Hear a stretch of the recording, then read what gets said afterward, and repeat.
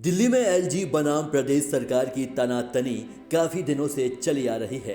कहीं मेयर चुनाव को लेकर तो कहीं दिल्ली के शिक्षकों को फिनलैंड ट्रेनिंग के लिए भेजे जाने को लेकर। और इसी कड़ी में दिल्ली सरकारी जमीन और कब्जा करके अवैध तरीके से खड़े किए गए धार्मिक स्थलों को हटाने की परमिशन से जुड़ी सारी फाइलें एलजी ने अपने पास मंगा ली हैं। एलजी ऑफिस से जुड़े अधिकारियों का आरोप है कि इनमें से कुछ फाइलें 2017 से दिल्ली सरकार के पास पेंडिंग पड़ी हुई हैं, लेकिन धार्मिक मामलों की समिति के द्वारा मंजूरी दिए जाने और अन्य सभी औपचारिकताएं पूरी कर लेने के बावजूद दिल्ली सरकार ने अभी तक इन ढांचों को हटाने की परमिशन नहीं दी है। एलजी के आदेश पर उप मुख्यमंत्री मनीष सिसोदिया ने चिंता जताई है। उन्होंने कहा है कि एलजी के आरोप पूरी तरह निराधार और राजनीति से प्रेरित हैं।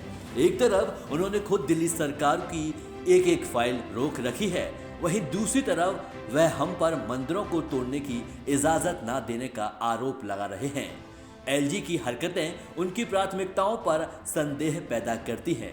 आखिर वह दिल्ली में मंदिरों पर बुलडोजर चलवाने के लिए इतने उत्सुक क्यों हैं? दिल्ली सरकार के पास फाइलें पेंडिंग होने के चलते MB road, MG road, Dhaula Kuan, RTR road, ring road, Loni road और बुराड़ी समेत कई अन्य प्रमुख सड़कों पर ट्रैफिक कंजेक्शन बढ़ रहा है। साथ ही दिल्ली सहारनपुर एक्सप्रेसवे और जीपीआरए स्कीम के तहत सरकारी फ्लैट्स बनाने समेत कुछ अन्य सरकारी इंफ्रास्ट्रक्चर प्रोजेक्ट के भी डिले होने की आशंका है। इसी को देखते हुए एलजी ने गृह विभाग के प्रमुख सचिव को निर्देश देकर अवैध धार्मिक स्ट्रक्चर हटाने की परमिशन से जुड़ी सभी फाइलें अपने पास मंगा ली हैं।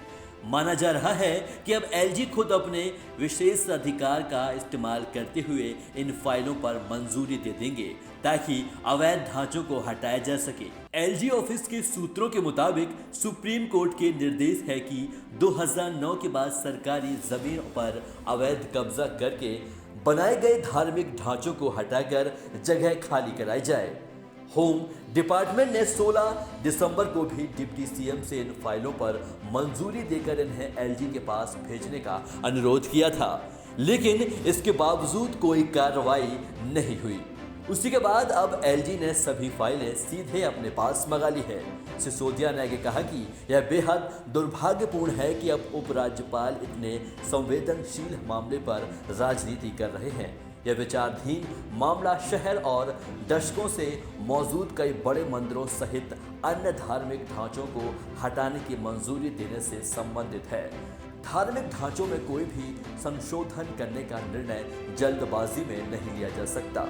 उन्हें गिराने की अनुमति देना तो दूर की बात है, हम किसी भी कीमत पर नागरिकों की धार्मिक भावनाओं को ठेस नहीं पहुंचाना चाहते हैं। कोई भी निर्णय लेने से पहले हम इस मामले से संबंधित सभी पहलुओं को आकलन कर रहे हैं और इसी दंडात्मक कार्रवाई के प्रभाव का अध्ययन कर रहे हैं। उचित मूल्यांकन के बिना लिया गया कोई भी निर्णय समाज में प्रतिकूल स्थिति पैदा कर सकता है। हम हर पहलू की संवैधानिक पूर्वक जांच करने के बाद ही इस पर कोई निर्णय लेंगे। उन्होंने एक बार फिर सरकारी स्कूलों के शिक्षकों को ट्रेनिंग के लिए विदेश भेजने का मुद्दा उठाते हुए एलजी से पूछा कि आपके लिए शिक्षकों की ट्रेनिंग ज़्यादा ज़रूरी है या मंदिरों को तोड़ना ज़रूरी है? अगर एलजी खुद को दिल्ली के लोगों का लोकल गार्जियन कहते हैं तो फिर वह सार्वजनिक हित की परियोजनाओं को मंजूरी क्यों नहीं देते हैं?